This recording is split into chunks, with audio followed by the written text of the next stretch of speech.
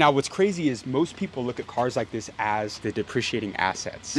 How do you feel about that perspective that people give you whenever they say that about cars? Cars are depreciating assets. I 100% agree with them, but I also took 100% bonus depreciation on this car, which saved me, I don't know, about $92,000 in taxes. That $92,000 got reinvested into a multifamily property in Texas that's paying me cash flow of about $1,400 a month. So if you're somebody that knows how to do math, you can buy a vehicle like this, offset your taxes, reinvest the tax savings into a cash flow producing asset, and not worry about the fact that this car is still losing value sitting here in the driveway, because it losing value offsetted my taxes. Right, so the G-Wagon right here, why is it eligible for that deduction? Is it because of the size and the weight of it? Or Yeah, so with this G-Wagon, the gross vehicle weight ratio is over 6,000 pounds. And if you have a vehicle where the gross vehicle weight ratio is over 6,000 pounds, plus the vehicle is being used more than 50% for business, the IRS will allow for you to take the vehicle's purchase price and write it off on your tax returns under Code Section 179 plus Code Section 168K. A couple months ago, I actually interviewed a lady out in Beverly Hills,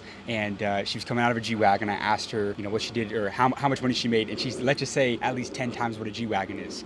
And the reason why I'm asking you this is, and I want to talk about business here for a second. What does it take? This is a lot of people's dream car. Yeah. And you've got a lot of them. But let's just take the G-Wagon, for example, 100, 200,000, sometimes more than even that for this car. A lot of people dream to be able to afford a car like this. Yeah. How can somebody get a G-Wagon in today's world? You can buy one of these cars if you understand leverage. As a business owner, I wasn't going to buy a car like this if I didn't get some type of benefit tax-wise, money coming back into my pocket. Here's an example. Let's just say that you're a business owner that's making $200,000 a year. You could put down a $20,000 down payment on a car like this and be able to write off the entire purchase price, which was about $200K. If you have $200K of income and you have a $200,000 write-off on your tax returns, you're essentially tax-free. Someone that has $200,000 of reportable income may pay $50,000 in taxes. So they're pocketing $50K and then put $20,000 down. They have a delta of about $30K. Now they can reinvest that $30K into cash flow producing assets or back into their business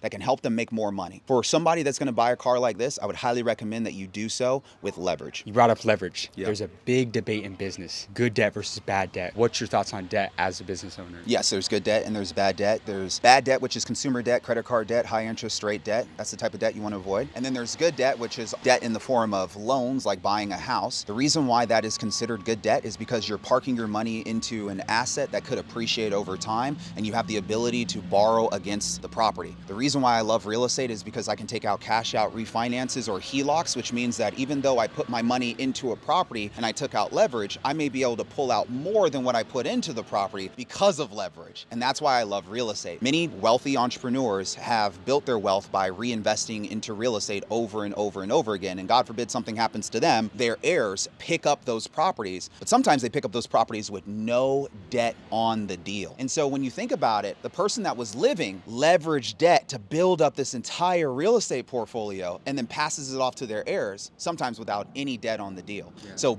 some of the wealthiest families got wealthy because of debt, and I'm always going to leverage debt to build my nest egg.